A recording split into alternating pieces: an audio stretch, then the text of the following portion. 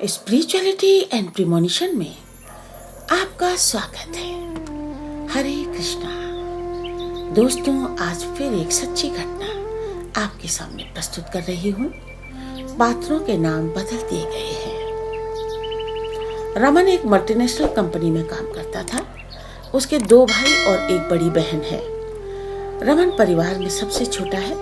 उसके पिता सुरजीत किसान थे और भरी जवानी में ही आकाशीय बिजली गिरने से उनका इंतकाल हो गया था। उस वक्त रमन की माँ सुवर्णा की उम्र 33 वर्ष की थी, लेकिन उसने बड़ी हिम्मत से चारों बच्चों को पाला और खेती के साथ साथ वो मंडी में सब्जी बेचने भी जाती थी, जिससे घर के अन्य खर्चे पूरे होते थे। बच्चे गांव के ही सरकारी स्कूल में पढ़ने जाते थे और सबसे बड़ा बेटा दिलजीत, जिसकी उम्र 15 वर्ष की थी, वो पढ़ाई के साथ साथ माँ को भी खेत में और मंडी में भी आने जाने में मदद करता था। सुवर्णा का मायका भी पास के ही गांव में था। उसके 2 छोटे भाई उसकी बराबर खबर लेते थे और कभी कभी उसे रुपए पैसे की भी मदद करते थे। सुवर्णा की बेटी सिमरन सबसे बड़ी थी और इंटरमीडिएट करने के बाद सुवर्णा ने उसका विवाह करवा दिया था। इस विवाह में सुवर्णा के पिता और भाइयों का अहम रोल था।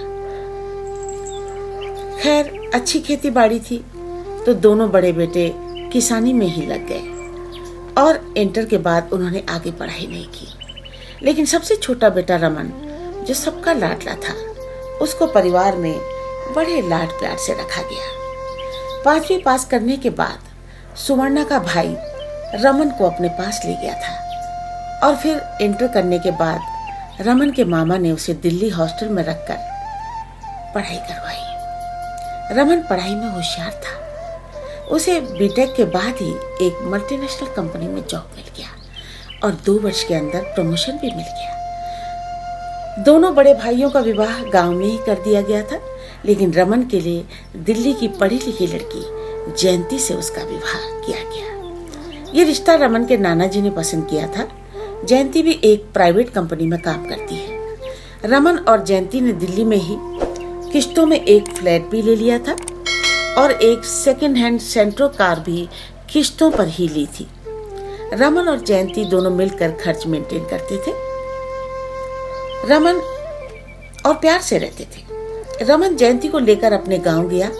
3 दिन अपनी माँ के पास रहकर और बाकी 4 दिन अपने नाना नानी के पास रहा। एक दिन शाम को नाना जब रमन को लेकर मार्केट गए तो बातों ही बातों में उन्होंने बताया कि बेटा, ये वो मंडी है जहाँ तेरी माँ सब्जी बेचने आती थी। मैंने उसे कई बार देखा, लेकिन मैं उसे कभी डिस्टर्ब नहीं करता था क्योंकि मैं उसे मजबूत करना चाहता था। मेरी बेटी सुवर्णा 40 वर्ष की उम्र में ही बूढ़ी लगने लगी थी। बेटा, अपनी माँ को हमेशा प्यार और सम्मान से रखना। उसने तुम लोगों के लिए अपना सारा जीवन कुर्बान कर दिया। रमन तब बहुत छोटा था जब उसके पिता का इंतकाल हुआ था, इसीलिए उसे माँ के दुखों का पता ही नहीं था और फिर वो अपने मामा के यहाँ आ गया था।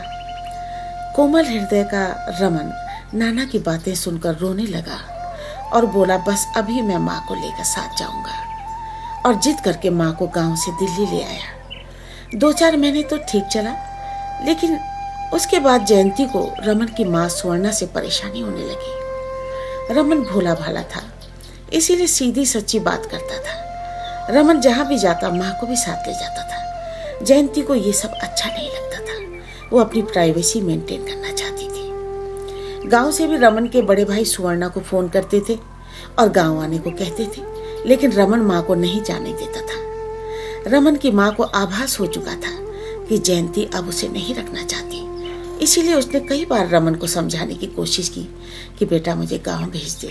लेकिन रमन कहता था, माँ, मैं भगवान को मुंह क्या दिखाऊंगा? जिस माँ ने पूरा जीवन हम पर कुर्बान कर दिया, उसकी सेवा करके मैं पुण्य कमाना चाहता हूँ। माँ, आपके आशीर्वाद से ही तो मेरा प्रमोशन हुआ है।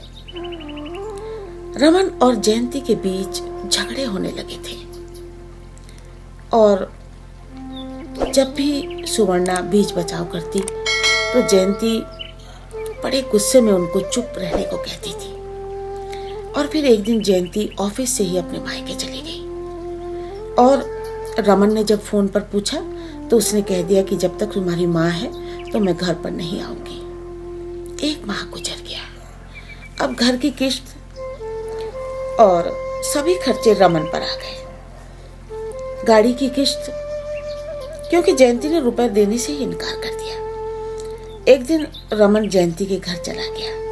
वहां पर भी काफी विवाद हुआ, गाली गलौज तक हुआ और जयंती की माँ ने रमन के साथ बड़ी डांट फटकार की और तलाक तक की धमकी दे डाली।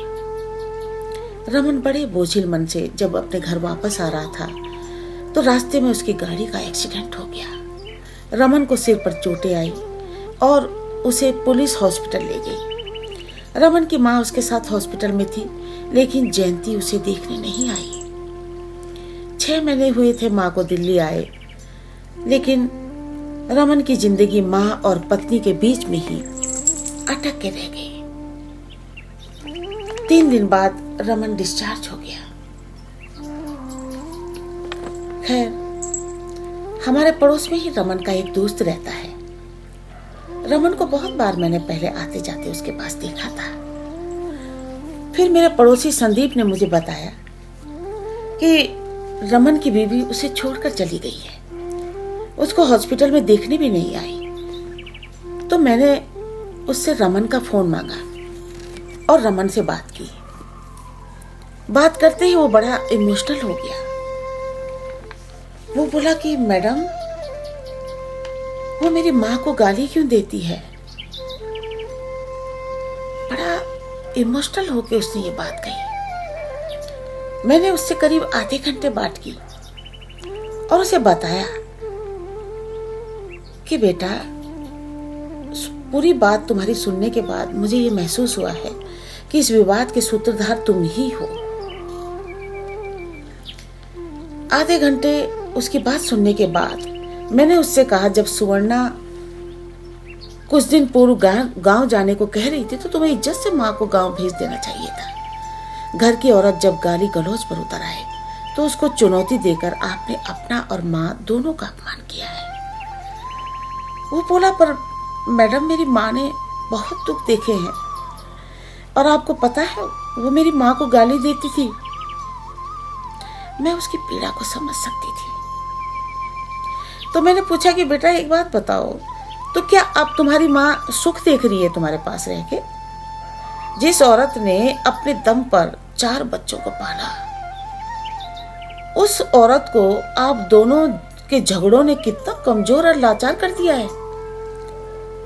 मैंने कहा, बेटा, जब सेवा करने की उम्र आएगी तब विचार करना कि भाई माँ की सेवा करनी है। अभी माँ बिल्कुल स्वस्थ है। तुम्हारे भाई और उनकी बहुएं उसकी खूब देखभाल करती हैं, उसका सम्मान करती हैं। इस तरह से जबरदस्ती करना आपके लिए ठीक नहीं रहेगा। आप तुरंत अपने भाई को गांव से बुलाकर माँ को गांव भेज दो। तो वो बोला, ठीक है मैडम।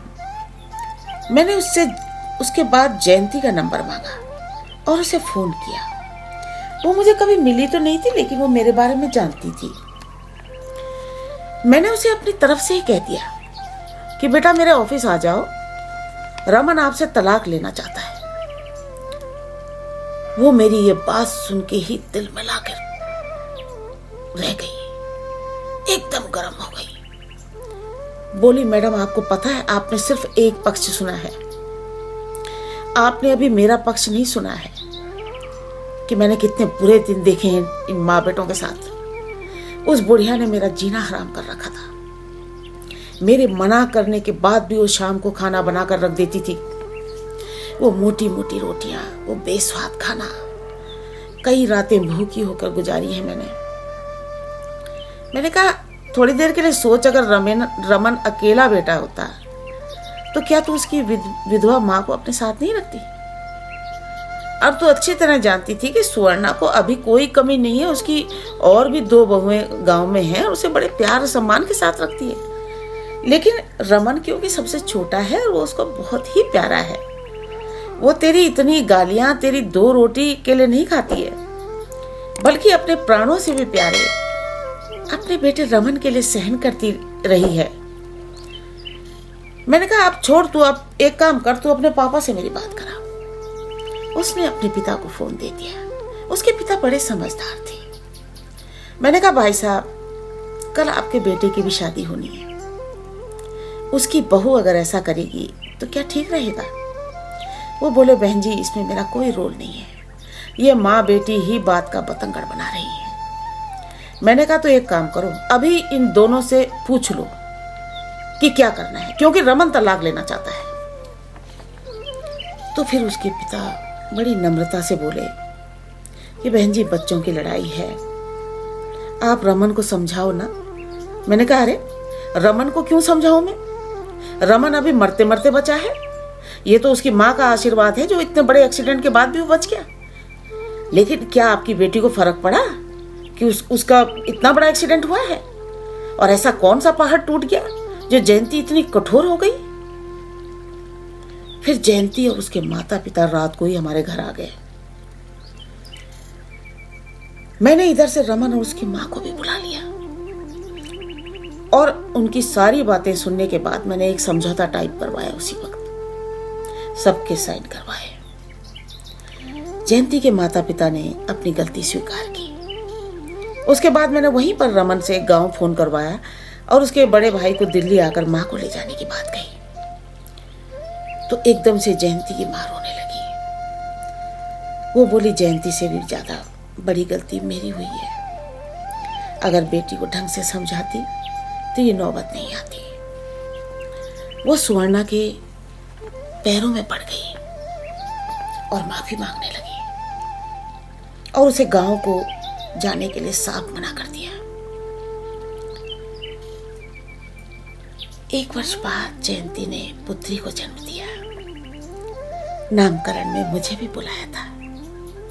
जयंती, रमन और नई बिटिया को आशीर्वाद देकर मैंने उन्हें एक बात बताई कि बेटा, आप दोनों वर्किंग हो, मुझे पता है समय की बहुत कमी होती है आप लोगों के पास, इसीलिए सुबह उठते ही घर में क्लीम मंत्र सुना करो। गृहस्थी लोगों को इस मंत्र को जरूर सुनना चाहिए।